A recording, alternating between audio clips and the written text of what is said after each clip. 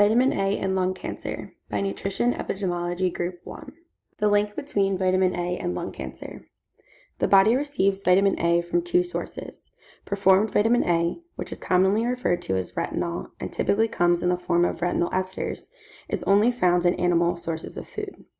Plant sources, such as leafy green vegetables, yellow vegetables, and fruits, contain provitamin A carotenoids, some of which can be metabolized into retinol, and the most common carotenoid, beta-carotene, is a dimer that can be cleaved into two molecules of retinol.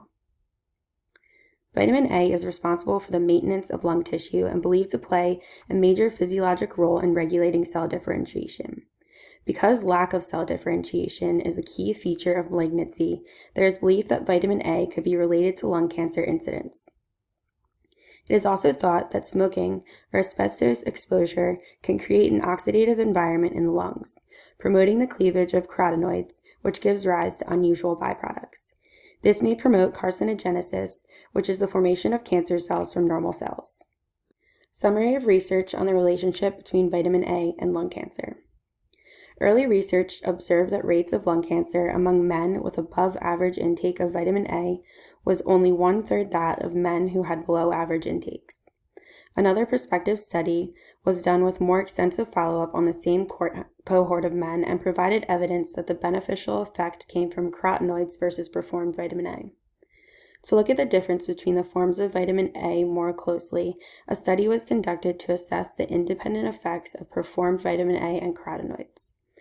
This study found that performed vitamin A was not associated to the incidence of lung cancer, but vitamin A from carotenoids had a strong association with a lower risk of lung cancer. By the mid-1990s, more than 20 case control studies had examined the relationship between intake of vitamin A and risk of lung cancer, with explicit distinction between performed vitamin A and carotenoids in later studies. Overall, the case control studies were consistent in their findings, indicating little or no relationship between performed vitamin A and lung cancer, and overwhelming consistency supporting a protective relationship between carotenoids and the incidences of lung cancer. Other studies began looking at the relationship between blood levels versus intake of vitamin A and lung cancer. Results indicated total serum vitamin A levels were approximately 25% lower in patients with lung cancer. A potential issue with this type of study was that it was too hard to distinguish if the low vitamin A levels were a result of the tumor versus a cause of the cancer. These early studies generated a lot of interest as it appeared that retinol could be a strong factor for lung cancer risk. However, further studies did not support these original findings. These later studies showed slightly higher serum retinol levels in cases with lung cancer versus controls. Extensions of two original studies that showed a protective relationship was found between serum retinol and lung cancer now showed no inverse association. One theory is that the original findings were not due to chance, and instead is more likely that preclinical malignancy was lowering levels of retinol by some metabolic process. An inverse relationship had consistently been observed between beta-carotene blood levels and instances of lung cancer. However, interpreting these findings had been difficult due to uncertainty as to whether another factor in green and yellow fruits and vegetables, other than beta-carotene, was responsible for the protective effect against lung cancer, or some other lifestyle factor that could be responsible for lower cancer rates. 3 large randomized control trials were conducted and collectively provided evidence against the idea that beta-carotene supplementation can reduce the risk of lung cancer. In fact, 2 of the studies found an increased incidence of lung cancer in smoking men who were taking beta-carotene supplements.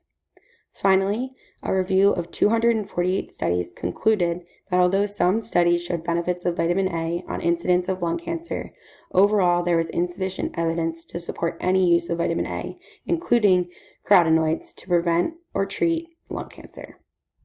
How research on vitamin A and lung cancer has impacted policy. Policy decisions should be made based on findings from multiple lines of research and analysis.